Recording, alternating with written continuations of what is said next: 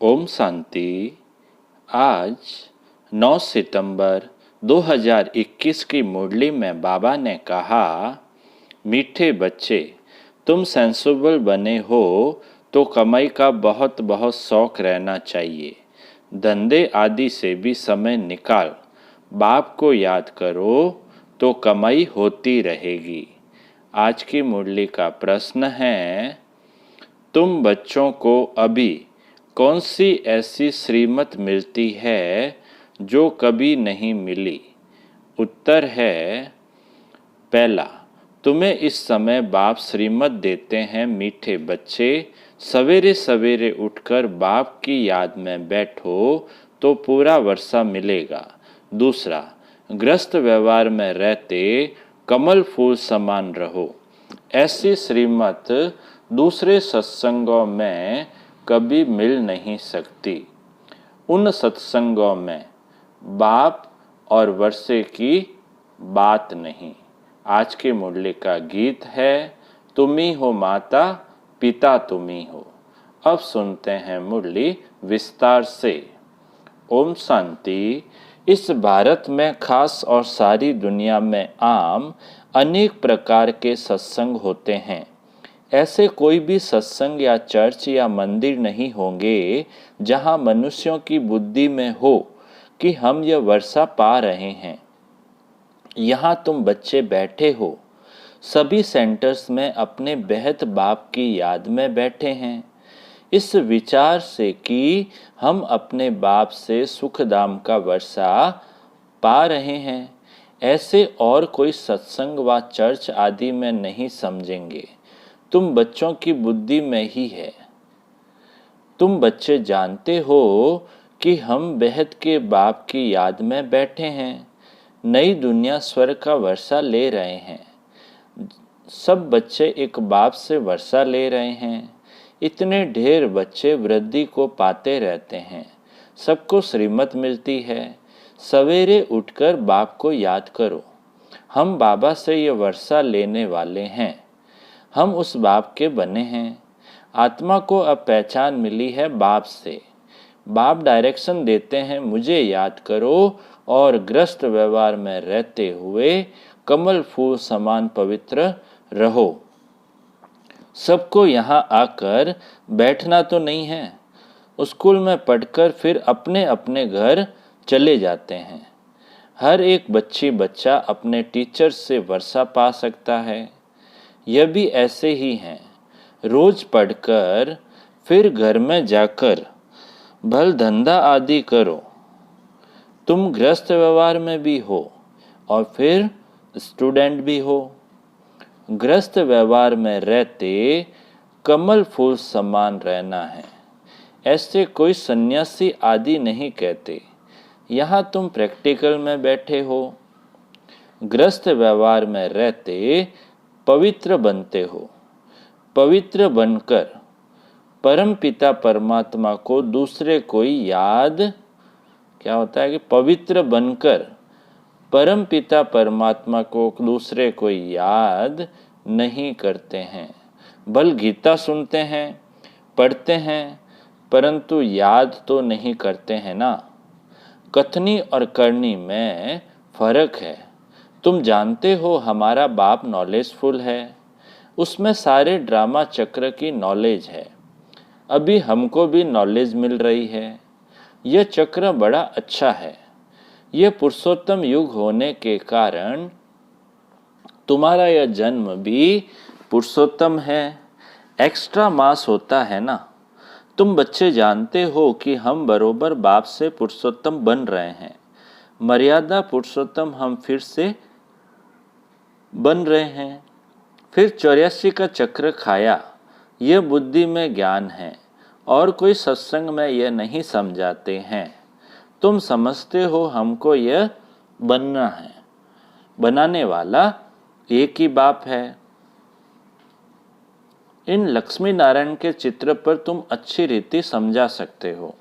बरोबर ब्रह्मा द्वारा योग बल से इन्होंने ये पद पाया है। बाबा कहते हैं बरोबर ब्रह्मा द्वारा योग बल से इन्होंने ये पद पाया है। ऐसे बुद्धि में इमर्ज करना चाहिए। ब्रह्मा सरस्वती लक्ष्मी नारायण के 2 रूप भी दिखाए हैं। ब्रह्मा सरस्वती फिर प्रजा भी दिखानी पड़े। हर एक बात पर अच्छी रीति विचार करना चाहिए। बाप कहते हैं मुझे याद करो, ब्रह्मा को भी कहते हैं मुझे याद करो। याद करो तो यह बनेंगे। गोया ब्रह्मा मुख वंशावली सबको कहा मुझे याद करो। ऐसे याद करना है, यह भी बुद्धि में है। बाबा कहते हैं कैसे याद करना है, यह भी बुद्धि में है। चित्र भी सामने रखे हैं, इन पर समझाना बड़ा सहज है। बाप का परिचय देना है, प्रदर्शनी में भी इस पर समझाओ। यह निश्चय बैठता है कि बरोबर यह सबका बेहद का बाप है। इस हिसाब से हमें बेहद का वर्षा मिलना चाहिए। हम निराकारी आत्माएं तो भाई भाई है, सब साकार में आए तो भाई बहन बने, तब पढ़ सकें। भाई बहन बनेंगे ही ब्रह्मा के बच्चे। वर्षा बाप से मिलता है, यह बुद्धि में बिठाना है। कोई को भी समझाओ, पहले बाप का परिचय दो। हम ब्रदरहुड हैं, सर्वव्यापी कहने से फादरहुड हो जाता है। फादरहुड को वर्षा कहाँ से मिलेगा? फादर फादर कहते गिरते आए हैं, वर्षा कुछ भी नहीं। अभी ब्रदरहुड समझने से ही वर्षा मिलेगा। तो उस पर अच्छी रीति समझाने से बुद्धि में जो अष्ट देवताएं आदि बैठे हुए हैं वह सब निकल जाएंगे। बोलो 2 बाप है। रूहानी बाप जिससे सर्व की सद्गति होनी है, वही सुख शांति का वर्षा देते हैं, सब सुखी हो जाते हैं। उनको कहा जाता है हेवनली गॉड फादर, स्वर्ग रचने वाला। पहले बाप का प्रभाव बुद्धि में बिठाना चाहिए। यह है आत्माओं का बेहद का बाप, उनको ही पतित पावन कहते हैं। तुम आत्मा परम पिता परमात्मा के बच्चे हो, यह निश्चय पक्का करो। मूल बात पहले ये बुद्धि में बिठानी है।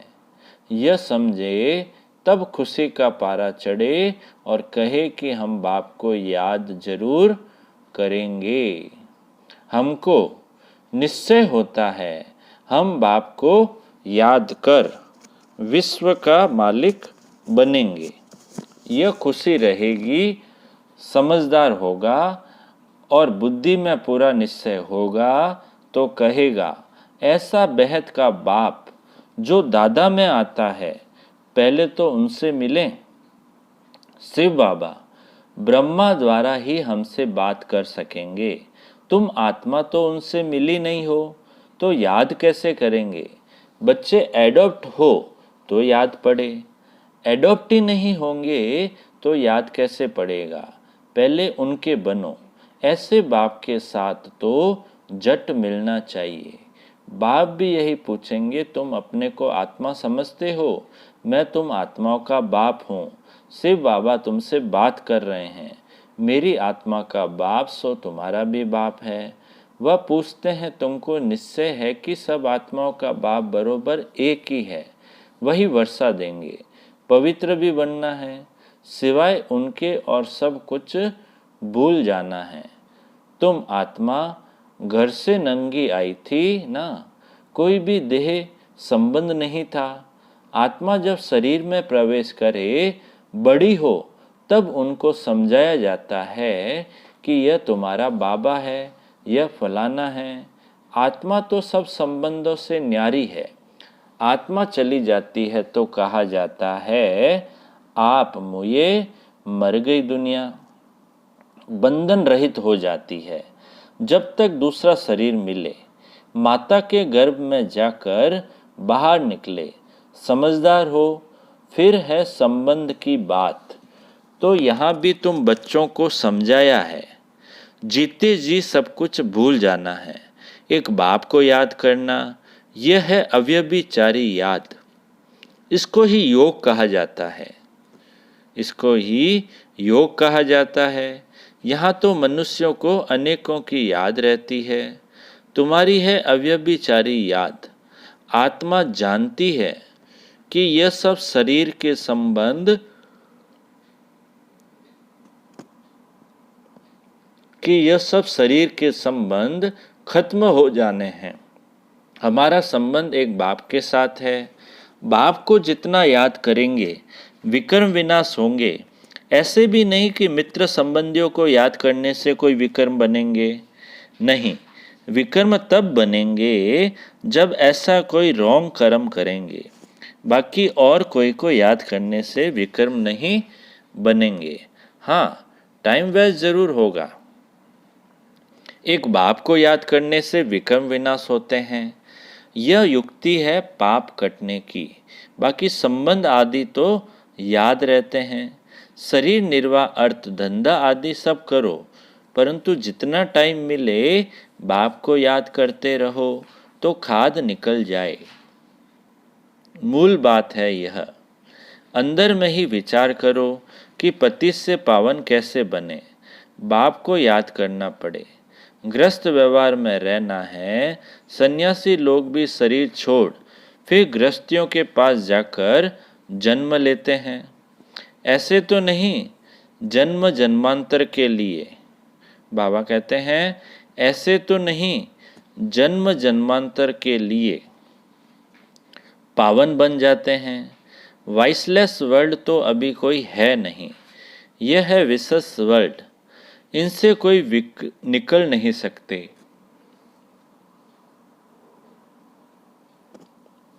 विशेष वर्ल्ड में रहने के कारण कुछ न कुछ खामी जरूर है। बाकी दुनिया तो है ही दो, विशेष वर्ल्ड और वाइसलेस वर्ल्ड। पावन दुनिया में देवताएं रहते थे तो समझाने में बहुत सहज होगा। इस पतित दुनिया का अभी विनाश होना है। विनाश होने के पहले बेहद बाप से वर्षा लेना है। बाबा कहते हैं देह के संबंध छोड़ अपने को आत्मा निश्चय करो और बाप को याद करो तो तुम पावन बन जाएंगे। बाप कहते हैं तुम मुझे पतित पावन कहते हो ना। गंगा में डुबकी लगाने वाले तो बहुत है, ऐसे थोड़े ही कि पावन बन जाएंगे। प्रदर्शनी में समझाना बहुत अच्छी तरह पड़ता है। प्रजापिता तो यहीं चाहिए। नीचे ये ब्रह्मा और ब्रह्मा कुमार कुमारियां तपस्या कर रहे हैं, तो ये बात अच्छी रीति समझानी चाहिए। किसको भी हड्डी जिगरी समझाना है। बीत बीत करने से बदनाम कर देंगे। अगर देखो हम कहाँ मूंझते हैं तो कहो अच्छा थोड़ा ठहरो, हम दूसरी बहन को बेचते हैं। एक दो से तीखे होते हैं ना। प्रदर्शनी मेले में जांच करनी चाहिए कि ठीक समझाते हैं, कोई डिबेट तो नहीं करते हैं। गेट पर भी पहचाना वाला चाहिए। गेट पर भी पहचान वाला चाहिए। अनेक प्रकार के आते हैं ना। बड़े आदमी को जरूर रिगार्ड देंगे। फर्क तो जरूर रहेगा। इसमें यह नहीं आना चाहिए कि इन पर प्यार है, इन पर नहीं है। द्वैत दृष्टि है नहीं। इनको द्वैत नहीं कहा जाता। समझते हैं यहाँ बड़े बड़े आदमी की खातिरी की जाती है। सर्विसेबल की खातिरी करेंगे ना। कोई ने मकान बनवा कर दिया है तो उनकी खातिरी तो जरूर करेंगे ना। तुम्हारे लिए ही तो मकान बने हैं ना। जो मेहनत कर राजा बनते हैं तो प्रजा, बाबा कहते हैं जो मेहनत कर राजा बनते हैं तो प्रजा ऑटोमेटिकली खातिरी करेगी ना। कम दर्जे वाले से ऊंच दर्जे वाले की खातिरी तो होगी ना। बेहद के बाप की सारी दुनिया की आत्माएं बच्चे हैं, परंतु जन्म लिया है भारत में। भारतवासी जो पहले ऊंच थे अब नीच बन गए। तो बाप कहते हैं मैं आया हूं पढ़ाने। बाबा क्या कहते हैं? मैं आया हूं पढ़ाने। मैं भारत में आता हूं तो सबका कल्याण हो जाता है। इन पर्टिकुलर इन जनरल तो होता है ना। अभी भारत ही नरक है, फिर स्वर्ग बनना है। तो भारत में ही तो जाएंगे ना, और जगह जाकर क्या करेंगे। भारत में ही भक्ति मार्ग में पहले पहले सोमनाथ का बड़ा आलीशान मंदिर बनाया था। जैसे चर्च बड़े थे बड़ी विलायत में बनाएंगे, क्योंकि पोप की ली हुई राजाई है। सब चर्च एक जैसी नहीं होती है। बाबा कहते हैं सब चर्च एक जैसी नहीं होती है, नंबरवार तो होगी ना। सोमनाथ का मंदिर कितना हीरे जवाहरों से भरपूर था। मुसलमान आदि लूट कर ले गए, बहुत धनवान थे। चर्च से क्या लूट सकेंगे। मनुष्य धन के पिछारी पड़ते हैं ना। मोहम्मद गजनवी कितना ले गया। फिर अंग्रेज आए, वह भी यहाँ से धन बेचते गए, बहुत धन ले गए। अब वह तुमको वापस मिल रहा है, करोड़ों रुपया देते हैं। बाबा कहते हैं जो धन ले गए वह वापस मिल रहा है, करोड़ों रुपया देते हैं। यह सब आई वेल, समय आने पर मिल रहा है। हिसाब न मिले तो आई वेल कैसे चले। बाप समझाते हैं यह ड्रामा कैसे बना हुआ है, यह लेन देन का हिसाब कैसा है। फिर भी तुम बच्चों को अब स्वर्ग का मालिक बनना है। यह वर्ल्ड की हिस्ट्री ज्योग्राफी कैसे चक्र लगाती है, वह भी बच्चों को समझाया है। फिर भी कहते हैं बच्चे मन मना भव, यह सब फिर रिपीट होगा। हर चीज सतो से तमो प्रधान बन जाएगी। दिन में धंधा दौरी आदि करते हो, वह टाइम छोड़ो।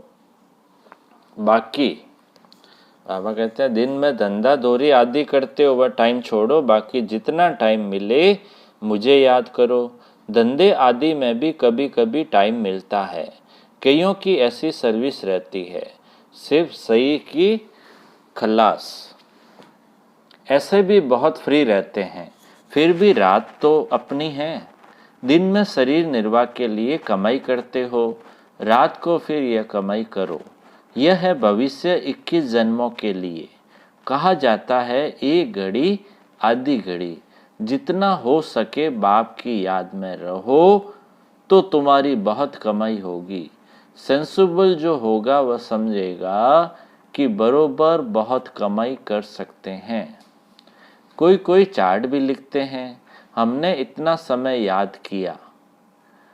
बाबा कहते हैं कोई कोई बच्चे होते हैं ना जो अपना चार्ट भी लिखते हैं कि हमने इतना समय याद किया। अज्ञान काल में कोई अपनी दिनचर्या लिखते हैं। तुम भी चार्ट लिखेंगे तो अटेंशन रहेगा। कोई टाइम वेस्ट तो नहीं होता है, कोई विक्रम तो नहीं किया।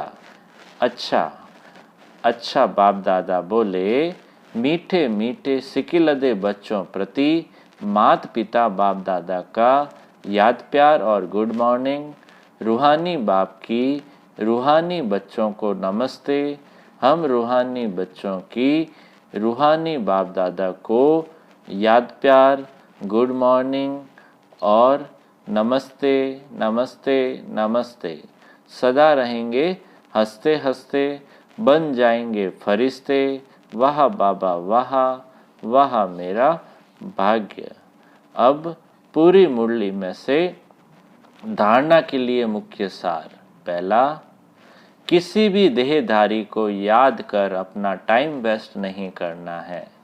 ऐसा कोई संग रॉन्ग कर्म न हो जो विकर्म बन जाए। दूसरा पॉइंट है धारणा का, जीते जी सब कुछ भूल एक बाप को याद करना है। शरीर निर्वाह अर्थ कर्म भी करना है, साथ साथ सेंसिबल बन रात में भी जाकर यह अविनाशी कमाई करनी है। याद का चार्ट रखना है।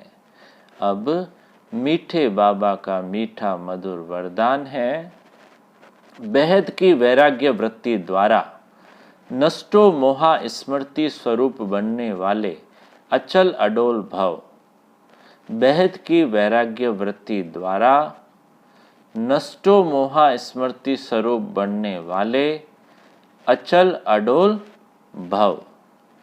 विस्तार है, जो सदा बेहद की वैराग्य वृत्ति में रहते हैं वह कभी किसी भी दृश्य को देख घबराते व हिलते नहीं, सदा अचल अडोल रहते हैं, क्योंकि बेहद की वैराग्य वृत्ति से नष्टो मोहा स्मृति स्वरूप बन जाते हैं।